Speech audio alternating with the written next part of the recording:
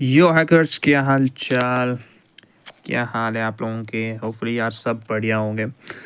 तो गाइज़ अब हम लोग जो है कंटिन्यू करने वाले हैं जो हमने पहले लेक्चर में छोड़ा था। ठीक है, पार्ट 1 में जो हमने इंपॉर्टेंट कीवर्ड्स पढ़े थे और साइबर सिक्योरिटी का थोड़ा इंट्रोडक्शन पढ़ा था। अब उसके बाद जो है हम यहाँ पे कंटिन्यू करने वाले हैं। तो अगर आपने पार्ट 1 नहीं देखा है तो आप लोगों को यार सबसे पहले पार्ट 1 देखना पड़ेगा, तो जिससे जो है ना आपका सारा क्लियर हो जाएगा। ठीक है, अगर आप बीच बीच में से वीडियो देखोगे तो ऐसे क्लियर नहीं होगा।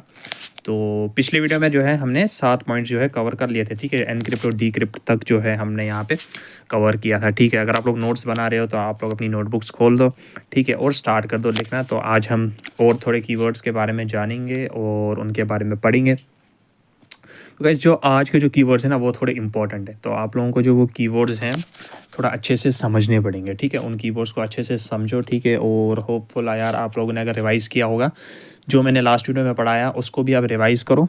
ठीक है, और जो आज पढ़ाऊँगा आज थोड़ा इंपॉर्टेंट होने वाला है, क्योंकि आज थोड़ा इंपॉर्टेंट टर्म्स आएगी जैसे वर्नेबिलिटी वगैरह आ जाएगा। ठीक है, एक्सप्लॉइट के बारे में पढ़ेंगे। तो आप लोग यार नोटबुक उठा के रखो और ध्यान से समझो। ठीक है, मैं क्या पढ़ा रहा हूँ। तो आप लोगों को लास्ट वीडियो अगर नहीं देखी है पार्ट 1 तो मैं बहुत रिकमेंड करता हूँ कि यार पहले आप लोग पार्ट 1 बहुत ज़रूरी से देखो, तभी आप लोगों को समझ आएगी। ठीक है, नहीं तो ये वाला समझ नहीं आएगी आप लोगों को। थोड़ा थोड़ा आ जाएगी समझ, लेकिन पहला वाला वीडियो ज़रूरी देख लो। ठीक है, अब आज जो हमारा नेक्स्ट कीवर्ड है वो हम लिखते हैं यहाँ पे। हमारा नेक्स्ट कीवर्ड जो इसमें आता है वो है क्रिप्टोग्राफी। क्या है?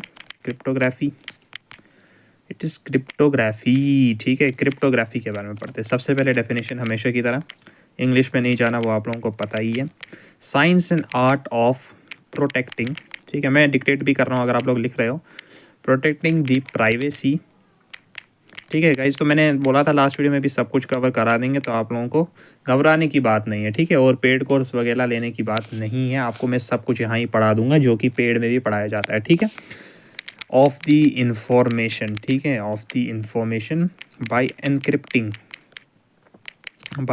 एनक्रिप्टिंग इनटू ए सीक्रेट कोड। तो गाइस हमने यार पिछले लेक्चर में पढ़ा था यार साइफर टेक्स्ट के बारे में। ठीक है, अगर आप लोगों को पता है, अगर आपने वीडियो नहीं देखी है फिर भी मैं समझा देता हूँ। हमने साइफर टेक्स्ट के बारे में पढ़ा था। यहाँ पे आप देख सकते हैं process to convert the data. यहाँ पे देखो, process the convert data into code. तो कोई डेटा हमने प्लेन टेक्स्ट में लिखा, उसको हमने कोड में कन्वर्ट किया, यानी उसको एनक्रिप्ट किया। ठीक है, उस जो कोड लैंग्वेज में हमने उसको एनक्रिप्ट किया उसको हम साइफर टेक्स्ट बोलते हैं। ठीक है, तो ये हमने पढ़ा था। तो अब क्रिप्टोग्राफी क्या होता है? ठीक है, क्रिप्टोग्राफी में लिख के science and art of protecting the privacy of the information bye एनक्रिप्टिंग into a secret code. ठीक है, देखो, protecting the privacy of the information, ये यही है। देखो, प्राइवेसी जो इन्फॉर्मेशन की है उसको प्रोटेक्ट करना। यानी देखो, जब आप ट्रांसफ़र करोगे, ठीक है, ड्यूरिंग ट्रांसफ़र जब डेटा ट्रांसफ़र करते हो, जैसे मैं आप अपना नाम लिख सकते हो, माय नेम इज़ रितेश। ठीक है, कुछ भी अब आपको उसको ट्रांसफ़र करना है। अब थ्रू आप नेटवर्क ट्रांसफ़र करोगे। ठीक है, तो आप उसको एनकोड करोगे। ठीक है, यानी एनक्रिप्ट करोगे। ठीक है, वही साइफर टेक्स्ट में कन्वर्ट करोगे, उसको एनकोड करोगे। तो जो ओनली अथोराइज पर्सन है वो उसको पढ़ सकता है। ठीक है, ओनली अथोराइज पर्सन उसको रीड कर सकता है। जब आप प्लेन टेक्स्ट को साइफर टेक्स्ट में कन्वर्ट करोगे और उसको भेजोगे इंटरनेट के थ्रू। ठीक है, जैसे मैंने लिखा माय नेम इज़ राकेश और उसको मैं भेज रहा हूँ इंटरनेट के थ्रू। मैं नहीं चाहता कि वो और कोई पढ़े एक्सेप्ट द अथोराइज पर्सन, जिससे मैं चाहता हूँ वो पढ़े। ठीक है, तो इस पूरे प्रोसेस को, इस पूरे science of protecting the privacy, तो जब हम प्राइवेसी को प्रोटेक्ट, जो इन्फॉर्मेशन हम ट्रांसफ़र करते हैं इंटरनेट के थ्रू और उसको प्रोटेक्ट करना, इस पूरे साइंस एंड आर्ट को हम क्रिप्टोग्राफी बोलते हैं। ठीक है, आप इसमें यहाँ पे आगे पॉइंट्स भी लिख सकते हो। During transfer. ठीक है, ड्यूरिंग ट्रांसफ़र। ठीक है, ऑफ डेटा वगैरह।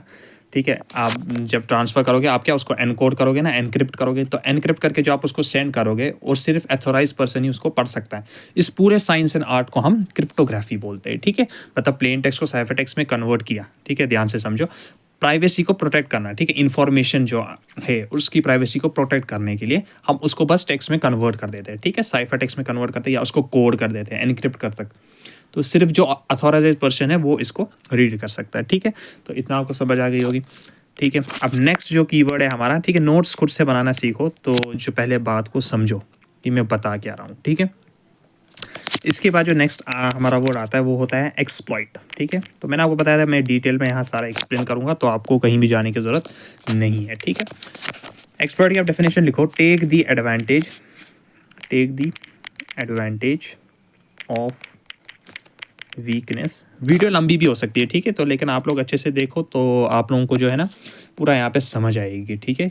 तो आप देखो एक्सप्लॉइट हमारी नेक्स्ट टर्म है, तो आप इसकी डेफिनेशन यहाँ पे लिख दो, take the advantage of weakness of system, ठीक है। अब इसका क्या मतलब हुआ, देखो इसमें एक्सप्लॉइट का मतलब क्या होता है, take the advantage of weakness of system. System में कोई वीकनेस है और आपको पता चली, ठीक है, यानी जो एडमिन है उसको पता नहीं है। आप मान लो उसने कुछ वेबसाइट वगैरह बिल्ड की, ठीक है, अब उसको एक ही रास्ता पता है जो बस उसको पता है कि यहाँ से भाई इसको एक्सेस कर सकते हैं, ठीक है। पर आप लोगों ने एक ऐसा वीकनेस निकाला उस सिस्टम में, ठीक है, कुछ भी मान लो सिस्टम में निकाल दिया, वेबसाइट में निकाल दिया, उसमें आपने एक वीकनेस निकाली, ठीक है, और उसका एडवांटेज लिया। उसको बताने के बजाय कि भाई यहाँ से दूसरा रास्ता है, आपने उसका एडवांटेज लिया, आपने उसका मिसयूज़ किया। मिसयूज़ चीज़ जो आप करोगे उसको हम एक्सप्लॉइट बोलते हैं, ठीक है। यानी वीकनेस ऑफ सिस्टम तो आपको पता चल गई, ठीक है, अब आपको पता है भाई इसका दूसरा रास्ता भी है खुलने का, लेकिन जो एडमिन है उसको क्या पता है भाई, जो एक ही रास्ता है भाई ये वाला रास्ते से मैं इसको एक्सेस कर सकता हूँ, लेकिन आपको एक वीकनेस मिल गई उसकी, तो आपने उसको एडवांटेज लिया, एज ए एडवांटेज उसको यूज़ किया, मतलब उसका मिस यूज़ किया, ठीक है। उस टर्म को हम एक्सप्लॉइट बोलते हैं, मिस यूज़ करने को हम एक्सप्लॉइट बोलते हैं, ठीक है। आई होप आपको समझ आ गई होगी। उसके बाद नेक्स्ट हमारा आता है हैश वैल्यू, ठीक है, क्या आता है, हैश वैल्यू। तो देखो यार, अगर आप लोगों ने पार्ट 1 लेक्चर देखा होगा तब आप लोगों को थोड़ा ये समझ आएगी, नहीं तो थोड़ा समझने में थोड़ा मुश्किल हो सकती है, पर मैं अपना बेस्ट ट्राई करूँगा कि गाइज़ आप लोगों को जो है यहाँ पे है ना समझ आ जाए सारा, ठीक है। रिज़ल्ट ऑफ अप्लाइंग, भाई देखो यार क्या हो रहा है, रिज़ल्ट ऑफ अप्लाइंग क्रिप्टो, भाई साहब ये क्रिप्टो कैश नहीं है, ठीक है, क्रिप्टो कैश नहीं है ये, क्रिप्टो की स्पेलिंग क्या है, हाँ cryptographic, result of applying cryptographic hash function to data, cryptographic hash function to data. देखो यार ये तो थ्योरी व्योरी की जो डेफिनेशन है, असली में क्या होता है, हैश वैल्यू का मतलब क्या होता है, देखो अब देखो आपने क्या किया, क्रिप्टोग्राफी प्रोसेस किया आपने, ठीक है, प्राइवेसी और इन्फॉर्मेशन को आपने प्रोटेक्ट किया, उसको एनक्रिप्ट किया एक सीक्रेट कोड के अंदर, ठीक है, हो गया ठीक। अब जब आपने उसको ट्रांसफ़र किया, वहाँ पे एक आउटपुट मिलता है, ठीक है, जो आउटपुट वैल्यू वहाँ पे मिलती है, ठीक है, उसका जो आउटपुट वैल्यू होता है, आपने इसको ट्रांसफ़र किया एक सीक्रेट कोड के अंदर जो है कर दिया, ठीक है, इसको एनक्रिप्ट कर दिया, उसके बाद जो आउटपुट वैल्यू निकल रही है उसकी, ठीक है, द आउटपुट वैल्यू जो है उस वैल्यू को हम हैश वैल्यू बोलते हैं, ठीक है। यानी प्लेन टेक्स्ट को साइफर टेक्स्ट में कन्वर्ट किया, फिर जो आउटपुट वैल्यू आ गई उसको हमने क्या बोला, हैश वैल्यू, ठीक है। तो आप इसको बोल सकते हैं result of applying cryptographic hash function to data, या आप इसको ऐसे भी लिख सकते हो, द आउटपुट वैल्यू, ठीक है, तो आउटपुट वैल्यू यहाँ पे है, ठीक है, होगा ये। अभी नेक्स्ट पॉइंट के ऊपर आते हैं, अब थोड़ा इंपॉर्टेंट पॉइंट्स आ रहे हैं तो आप लोग समझो, ठीक है, सब कुछ समझने की बात है, मैंने आपको लास्ट वीडियो में बताया था भाई समझो, ठीक है, कॉन्सेप्ट को समझो, फिर आप लोग जो है ना यहाँ पे खुद लिख सकते हो, ठीक है, एक बार जब आपको समझ आएगी तो आप लोग यहाँ पे ना फिर खुद उसको अप्लाई भी कर सकते हो, ठीक है। नेक्स्ट जो वर्ड है हमारा वो है वर्नेबिलिटी, ठीक है, वर्नेबिलिटी। वर्नेबिलिटी क्या होता है, देखो ये जो वर्ड आपने बहुत बार सुना होगा हैकिंग फेसेस में, साइबर सिक्योरिटी में वर्नेबिलिटी के बारे में बताया जाता है, ठीक है। तो वर्नेबिलिटी का आप डेफिनेशन सबसे पहले यहाँ पे लिखो, और उसको समझना भी बहुत ही ज़्यादा ज़रूरी है, मैं आपको बताऊँगा यार, ये बहुत ही ज़्यादा इंपॉर्टेंट पॉइंट है। द पोटेंशियल टू हार्म और लॉस, इसका क्या मतलब, द पोटेंशियल तो हम फिजिक्स में पढ़ते हैं, ठीक है, पोटेंशियल एनर्जी, काइनेटिक एनर्जी, ठीक है, potential energy of A charge वगैरह, ठीक है, तो ये वो पोटेंशियल की तरह ही आप इसको समझो, ठीक है। वर्नेबिलिटी का मतलब होता है द पोटेंशियल टू हार्म और लॉस। देखो एक्सप्लॉइट का मैंने आपको डेफिनेशन बताया, समझाया कि एक्सप्लॉइट क्या होता है। देखो अब आप लोगों को एडवांटेज मिल गई, ठीक है, मतलब आप लोगों को वीकनेस मिल गई कंप्यूटर की और आपने उसका एडवांटेज लिया, ठीक है, उसका मिसयूज़ किया आप लोगों ने, ठीक है। अब पोटेंशियल मतलब हुआ कि how much it is effective, ठीक है, how much it is effective, ठीक है, कितना इफेक्टिव है ये, पोटेंशियल टू हार्म और लॉस। देखो अब आपने क्या है, एडवांटेज मतलब वीकनेस निकाली कंप्यूटर का, अब आप उसका मिसयूज़ कर रहे हैं, अब कितना बड़ा, ठीक है, कितना बड़ा एडवांटेज है, ठीक है, मतलब कितना ये हार्म कर सकता है सिस्टम को। अब होता है ना कितना ज़्यादा इफेक्टिवली कर सकता है, कम है ज़्यादा है, तो ये पोटेंशियल है, तो पोटेंशियल कितना हार्म करने का है, कि ये कितना बड़ा दरवाज़ा खोला है आप लोगों ने, ठीक है। मतलब आप इसका मिसयूज़ कर रहे हो, आपने क्या वीकनेस निकाली कंप्यूटर की, अब आप इसका मिसयूज़ कर रहे हो, ठीक है। पर यार कितना बड़ा रास्ता निकाला है आप लोगों ने, ठीक है, आप समझ रहे हो, मतलब कितना इफेक्टिव है, ठीक है, कितना इफेक्टिवली ये हार्म हो सकता है, ठीक है। तो इस तरीके से आप वल्नरेबिलिटी को जो है समझ सकते हो, ठीक है। अब जो है ना इसको प्रोटेक्शन करना होता है, ठीक है, इसको टू प्रोटेक्ट, अब इससे बचा भी जा सकता है, ठीक है, टू प्रोटेक्ट। तो इसमें जो होता है पहले आता है एक्सपोजर, ठीक है, ये इसी का पार्ट है, ठीक है। रिस्क प्रॉपर्टी एग्जिट, यानी प्रॉपर्टी जो रिस्क प्रॉपर्टी है उसका एग्जिट होना।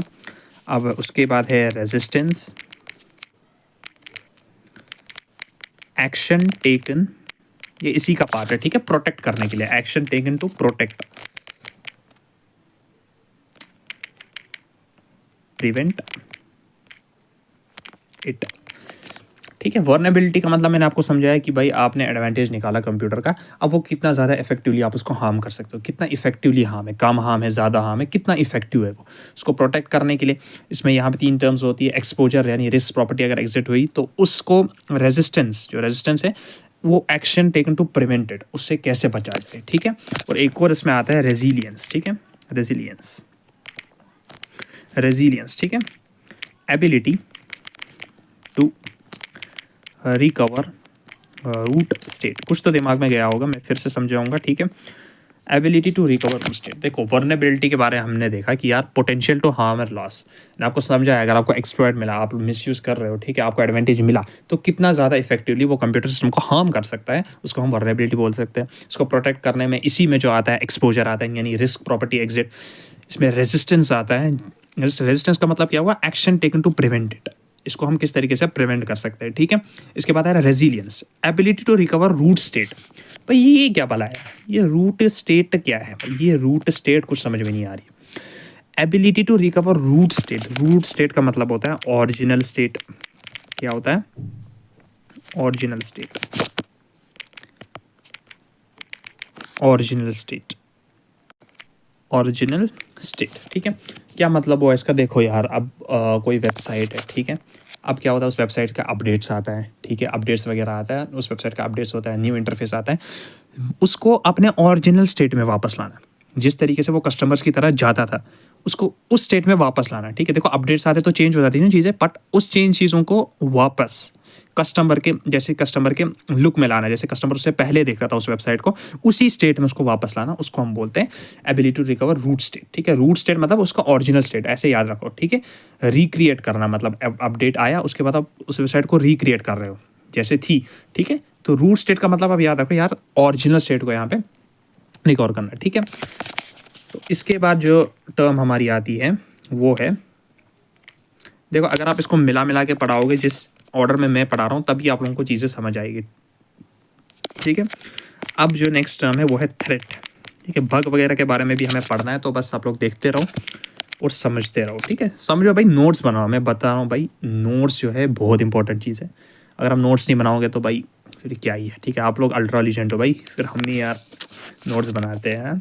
इट इज़ ए प्रोसेस, ठीक है, इट इज़ ए प्रोसेस। आपको पता है जब स्कूल में जाते थे ना तो हमें यहाँ पे जो टीचर पढ़ाती थी फिजिक्स का, बच्चों की तरह बोलती थी, it is a process danger, और बच्चे बोलते भी थे वैसे यार। मतलब मैं सोच रहा यार इतना भी क्या, इतने भी तो बच्चे नहीं है भाई, 12th 11th में भी भाई ऐसी चीज़ें होती थी भाई, डिक्टेट करते थे। तो मैं बोलता था यार 11th 12th में आ गए यार, खुद तो एटलीस्ट करो, ठीक है, खुद समझो, खुद लिखो यार, तुम टीचर से ही डिक्टेट करवा रहे हो यार। इट इज़ अ प्रोसेस, देखो प्रोसेस डेंजर मैंने लिख दिया यार, बातों बातों में पता नहीं क्या लिख देता, पॉसिबल डेंजर। देखो अब आपको ये जो है थ्रेट का समझ आएगा, ठीक है, क्योंकि मैंने आपको वर्ड समझा दिया है, अब आपको डेफिनेशन समझ आएगी, ठीक है। That might exploit, that might exploit, ठीक है, that might exploit A vulnerability, ठीक है, ए वर्नेबिलिटी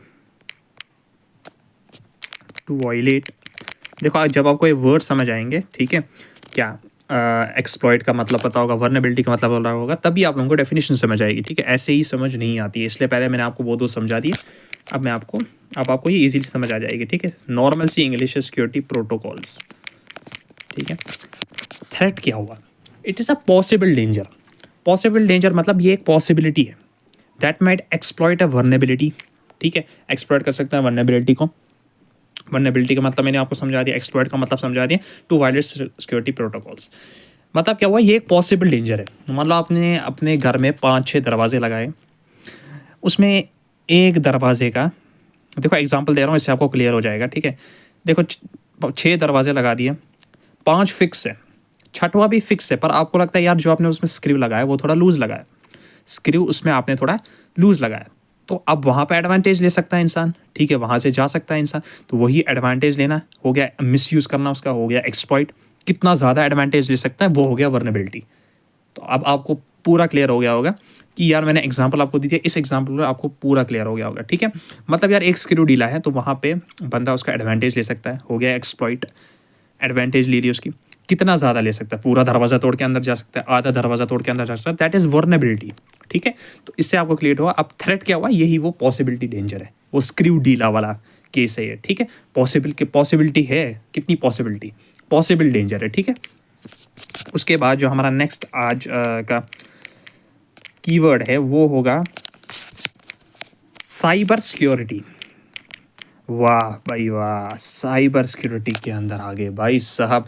साइबर सिक्योरिटी पढ़ रहे हैं और साइबर सिक्योरिटी के ही नोट्स हमने कहीं पे नहीं लिखे थे कि साइबर सिक्योरिटी होता क्या है, ठीक है।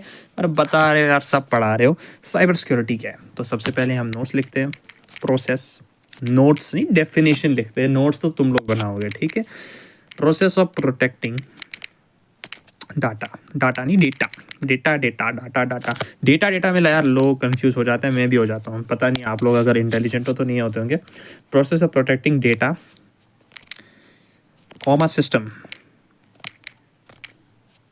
And networks against cyber attack, ठीक है।